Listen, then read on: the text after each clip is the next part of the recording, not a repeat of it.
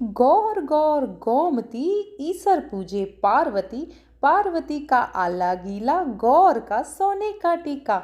आप सभी को गणगौर की हार्दिक शुभकामनाएं। स्वागत है आपका मेरे चैनल पर। तो आज के वीडियो में हम जानेंगे गणगौर के बारे में संपूर्ण जानकारी। कहाँ पर ये फेस्टिवल मनाया जाता है, क्या खास है इस फेस्टिवल में, कब इस फेस्टिवल को मनाया जाता है, कौन कौन इसका व्रत करता है, सारी विधि आपको आज के इस वीडियो में जानने को मिलेगी।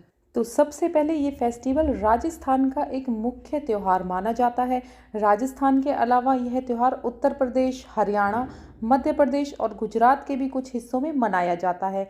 अब बात करते हैं कब से ये फेस्टिवल शुरू होता है। ये फेस्टिवल शुरू हो जाता है होली से ही। होली से लेकर 17 दिन तक ये फेस्टिवल चलता है।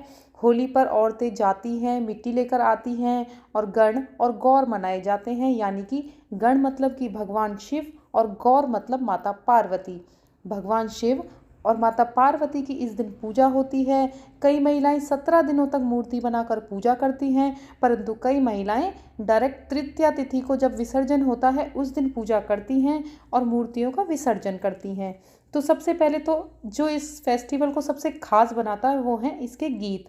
क्योंकि इस फेस्टिवल में जब महिलाएं मिट्टी लेकर आती हैं होली वाले दिन, तो इसका एक अलग गीत होता है। उसके बाद मूर्तियां बनाते हुए वे अलग गीत गाती हैं। उसके पश्चात वे घास लेकर आती हैं जिसे दूब कहा जाता है। दूब को लेकर आती हैं, उसका अलग से गीत गाती हैं और दूब से और फूलों से माता गौरी की और भगवान शिव की पूजा करती हैं। माता गौरी को इस त्योहार में गौर कहा जाता है और भगवान शिव को ईसर जी के रूप में पूजा जाता है।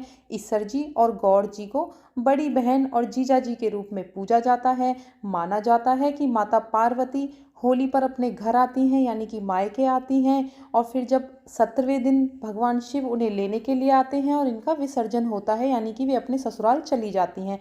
तो इन दिनों जब माता पार्वती अपने मायके आती हैं तो इनकी पूजा की जाती है और महिलाएं इस व्रत को अखंड सौभाग्यवती होने के लिए करती हैं। उसके पश्चात कुंवारी कन्याएं भी इसका व्रत करती हैं। कुंवारी कन्याएं भगवान शिव जैसा पति पाने के लिए ये व्रत करती हैं। महिलाएं भी और कुंवारी कन्याएं भी दोनों ही मिट्टी की गौर बनाती हैं। मिट्टी के ईसर जी बनाए जाते हैं और फिर इनकी धूप से और फूलों से पूजा होती है।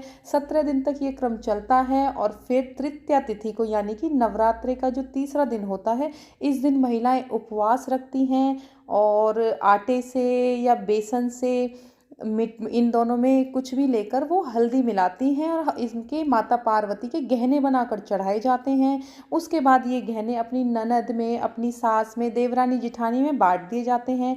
माना जाता है कि जितने ज़्यादा गहने बनाए जाते हैं घर में उतनी ही ज़्यादा सुख समृद्धि आती है। उसके पश्चात इनकी पूजा होती है और फिर इनका विसर्जन किया जाता है। माना जाता है कि जहाँ पर इनकी पूजा होती है वो माता पार्वती जी का पीहर होता है और जहाँ इनका विसर्जन किया जाता है वो माता पार्वती जी का ससुराल होता है। तो ये विधि है व्रत करने की।